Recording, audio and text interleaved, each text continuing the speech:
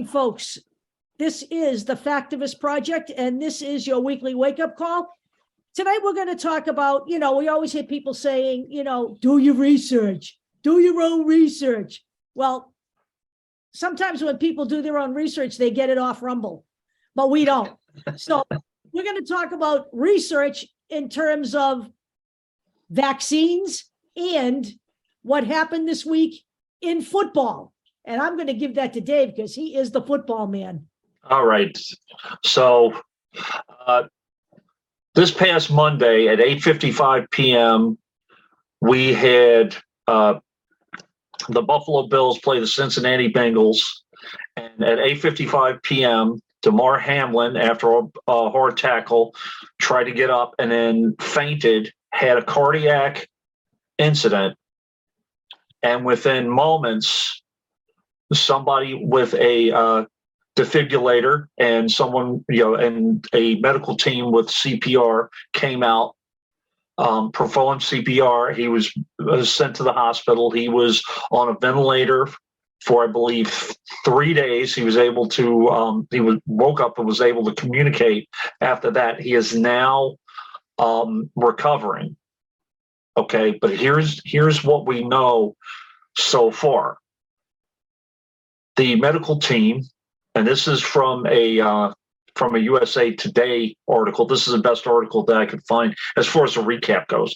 The medical team attributes his quick recovery to the fact that they had the proper equipment and had proper medical staff there. If you do not revive him with a defibrillator within 3 minutes, it's pretty much over.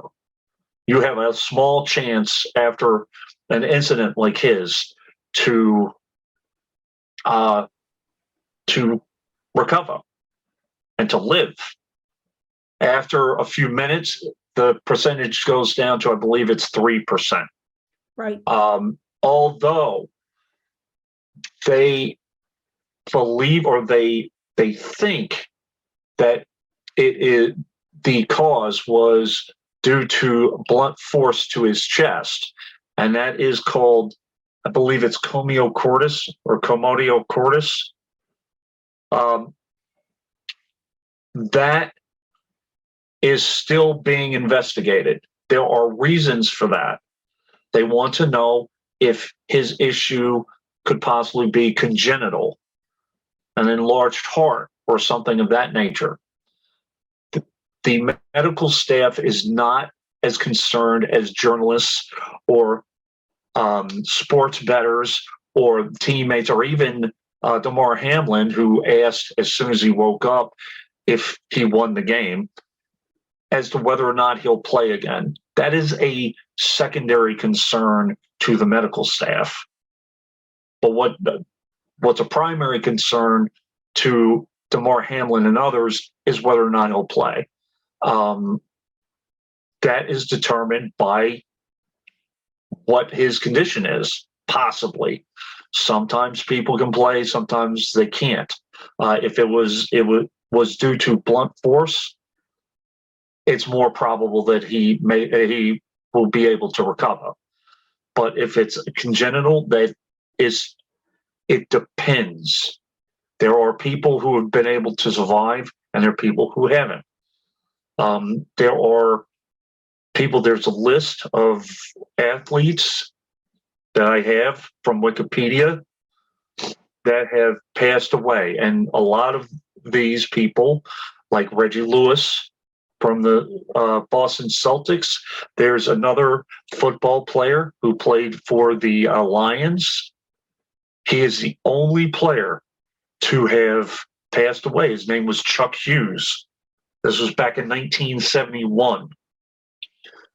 He had an undiagnosed heart attack on the football field, came out a few months later, was hit hard by Dick Butkus, and immediately collapsed, died because of a dislodged blood clot. Just because you have a disorder doesn't necessarily mean you can't play, but doesn't necessarily mean you should play either. It's very rare, but there was someone, a 16-year-old. Her name,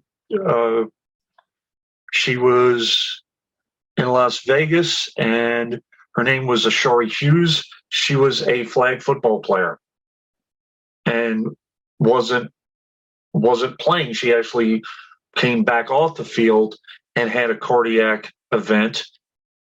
There was a defibrillator right there. She was treated, but she passed away. People need to seriously consider, if they know their child has a cardiac issue, whether or not they'll allow them to play a sport. But that is between the doctor and the parents and the teenager. The events, the blunt force events, it has been shown through research that these events typically happen with kids from about 14 and a half years old, because their chests aren't developed as well. So they're calling for potentially more chest protectors. It's mostly from a hockey puck or a baseball hitting them in the chest. Okay. So these are things that have been researched for decades, over time. And the medical staff, when looking at Damar Hamlin, they want to get it right so they can give him a proper diagnosis. It would be Because awful. he wants to play. He wants to play. I can tell you from my perspective, I would never suit up again. I would take my money and say goodbye. Okay. That would be it for me. But That is what real research looks like. I was very careful not to use companies that provided the machines, the defibrillators. Yeah. This is across the board. They pretty much,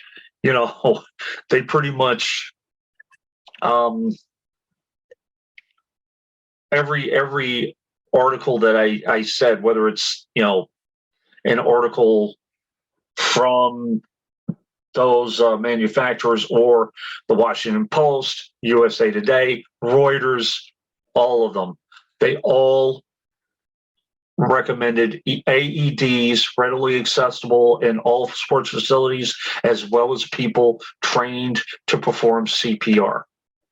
Okay. Every single one of them. Now, there is an article here from the Daily Beast. I suggest and recommend that you take a look at it. It encapsulates the whole thing with the vaccines. There is a chance that with the first shot, and it's typically with the first shot of the vaccine, the booster has even more or less of a chance to be affected. There are cases in which the vaccine is known to cause what's called myocarditis. However, the myocarditis is less severe than the COVID itself, and it's treatable, and it typically happens within 7 days of your shot. So over testing, they will say, hey, look, you should wait this amount of time. Typically happens with young men, but the occurrence was 0.0000459. Okay. It's a ridiculously low number, actually. And let me just say this. Any number of medications, even medications that are not vaccines, even medications that are taken orally, certain people can have a reaction to it. We have 337 million people in this country. And somewhere along the line, somebody may have a reaction to a medication. I will tell you what else I know about myocarditis. You can get myocarditis from a virus. I have friends who have had myocarditis from a virus. Okay. The guy that pitched for the Red Sox got myocarditis from COVID, Eduardo Rodriguez, before there was even a vaccine available. So it wasn't caused by the vaccine. It took him almost a full season off the field before he could come back from that. So the notion that this happened, this football event happened because he was vaccinated is patently absurd. And the fact that talking heads like Charlie Kirk could go out there on social media and start that bullshit within an hour of the event is not only ridiculous, but callous and nasty to do that to the guy's family who happened to be sitting in the stands when this happened. By the way, there was no way that anyone would have been able to get HIPAA clearance to find out if he was vaccinated in the first place. That's this not is something. Your business. Number one, it's not your business, and number two, even if you did find out that he was vaccinated, that means nothing. A lot of this data, by the way, the number that I provided you with those 0.0000459. It's 1,626 cases of myocarditis among more than 354 million primary doses given between 2020 and December 2020 and August 2021. The research was published in JAMA in January 25th, 2022, and this is from Memorial Sloan Kettering Cancer Center, which I will take their credibility over Charlie Kirk. Sloan Kettering. Which one you going to believe? I know some of you meatheads will believe Charlie Kirk. You go right the fuck ahead, okay? It's your life. Now, the man who demanded to know the vaccination status of Damar Hamlin was a supplement salesman. Yes. Oh, guess what? How's that one? And that's not his business. He has no business making that demand, demanding that they release his vaccine status. Who the hell is he? He sells freaking pills in a bottle. That's what he does. There are several reasons for this, and the Daily Beast goes into science versus conspiracy theory. Why would these people make it up? Well, first off, they're trying to gain your confidence. They're trying to lessen your confidence in the government, the CDC, NIH, and all of those guys. And they're making you seem smarter because you're in on a secret. By the way, this is not limited to sports, by the way. The whole vaccine thing. They said the same thing about the Foo Fighters drummer, Taylor Hawkins. Taylor Hawkins died of a drug overdose. Right. Okay. So, and they did it again within an hour. And there are athletes that pass away every year from cardiac events. So instead of worrying about unsubstantiated claims that are made within moments of something happening out of opportunism, try to figure out exactly what happened so you can come up with solutions. What I do want to say is that there was a great quote in the Daily Beast article, and this is telling people to assume without evidence that X caused Y until someone else proves that it doesn't is a method of superstition, manipulation, and conspiracy theories. Correct. Okay. And the Daily Beast article is great. So I would take a look at it. There's more evidence out there. There's a ton of research on this, valid research from the Heart Association, from all sorts of different hospitals, from the CDC. There were a ton of links in the Daily Beast article itself, from the CDC, from all of their research. And by the way, research is also at sometimes inconvenient.